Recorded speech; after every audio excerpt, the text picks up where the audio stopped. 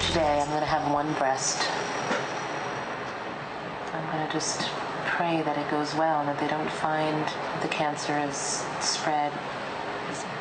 I've been overwhelmed with love, and I think that is the thing that's going to get me through this surgery.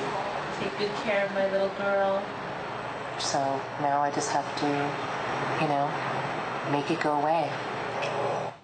Well, 4 years ago, Lori Benson was loving life as a mom of a 14-month-old baby when she was suddenly fighting for her own life. As a love letter to her daughter, she decided to film her battle with breast cancer, and that love letter turned into an award-winning documentary, Dear Talula. Please welcome Lori Benson. Lori, I have to say, you are a woman of such courage. You know, at a time when your daughter's 14 months, life was great, and you find out you have breast cancer, and you did what, I don't know any woman personally that I would do this. You brought a camera into your world, and you had this camera follow you through the entire time. All of your surgery, the procedures after. I mean, you had to have a little hesitation in inviting the world now into that time. Yeah. What was that like? Yeah, I did have a lot of hesitation, and day one, I was like, I'm absolutely not doing this. Yeah. But when So your I started, instincts were to not. My instincts were to not, but then, like, by day two, and I mean, really, day two, I thought, oh my God, you know, I want to, you know, there was a little bit of that just in case, and I want Talula to see me, and, you know, I wanted to leave a record for her. Hopefully we'd be watching it together in, you know, 10 years and all that, but my instinct was no, but then very quickly I was like, yes, I'm doing this. Was older. This is what I admired about you when I watched the documentary, the sense of humor that you brought to it. A lot of times you kept saying, I'm not going to cry. I'm not going to cry. And what I thought was the cameras followed you on your first day of chemotherapy, and you had such a great sense of humor. Let's take a look. 2 of the chemo medications, methotrexate 5-FU, those are pushed right into the vein. What does that mean exactly? It just means that I sit with you and I actually push it in. This is the M. The C is going to be the long one in the bag. What side effects may I notice from receiving this? Chest pain, confusion, difficulty breathing, drowsiness, mouth smells, nausea, vomiting, stomach pain, tingling of the hands, be followed by swelling and redness. I'm going to be very attractive, very appealing, and nice to be around, I'm sure. Have they not given you any of this before to read? I don't know why they give it to you the day you're getting it in your vein. You know, it's true.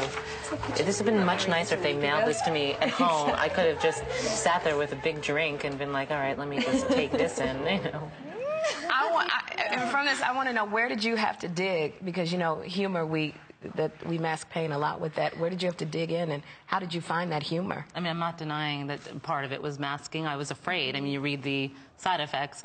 But I think because the filming was very organic, friends were filming, I wasn't nervous at all. I was just being me. And, you know, every now and then you come out with, like, a funny line, and I happen to have caught a few of them. Yeah. So I think the humor wasn't deliberate. It was just, there was a lot of absurdity. There's a lot of absurdity in finding out you have breast cancer. I'm going to get a MUGA scan, and I read the side effects, and one of the side effects is that it can cause cancer, you know? I'm like, okay, I'm about to, I have cancer, and you're giving me something that can cause, you know, cancer. So you have to find a little bit of the humor. For me, that's just was my personality. Though. Not everybody does. I know.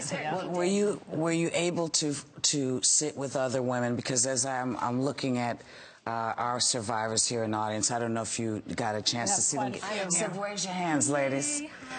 Were you able to create a community for yourself of people who actually understood what was happening? Well, absolutely. I mean, for me, once I said the words, like, I have breast cancer, just in my circle of people, I live in Lower Manhattan, I didn't have to form a support group. I ended up meeting friends of friends of friends, and before you knew it, I had a whole group of women around me that were my peers. Actually, even lived in my neighborhood. There were 6 women that live in, like, Tribeca that I know that have breast cancer, you know, that were just... 1 out of 8 women. I saw the statistic. That's an unbelievable number. Statistic. How are the women responding to your film? Oh my God, what kind of response are you getting? Because it's really a good film. Overwhelmingly beautiful, and on so many levels that I would never have imagined, because it's been screening at festivals and now on Cinemax for the rest of the month. What if you don't have Cinemax? Where are you going to see it? Well, I'm making copies available on my website soon. I'm going to try to do that if people go to deartalula.com. Can I take a moment to just wave to Miss T? Yeah, please, and that's what we call her. Hello, Miss T. Hi, Talula. She's almost 6, right? Coming up? Almost 6. She's a big part of the film, by the way. Are those for these ladies? Talula. Talula, you want to bring them up to the ladies? What do you got there? Did you make those? Yes. I got mine early. Oh, thank you. Dear Elizabeth, I hope you talk to my mommy. Love, Talula. Thank you, Talula. Oh, you have something? Oh, Joy, you have one. And Sherry, oh, you have all of our... Thank you so much. And hey, happy early birthday, November, right? There is But you know what? I don't need one. Can I just special say from you? Can I just say, Talula, thank you, Talula. There was just there was a clip on the documentary that just I lost it because Talula was a baby. She was 14 months, and there was a clip where you breastfed. You breastfed right up until the day before you went in for your first for the mastectomy. For the mastectomy, and that was your bonding experience with Talula. You breastfed, and do we have time to show the clip? Yes. Can you please show this clip?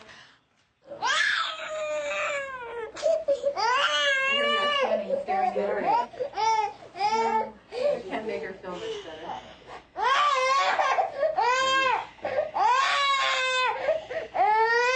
What should we do? Ow, ow, ow, ow. Yeah, that's it. Otherwise, you just take it. Sleep. I did.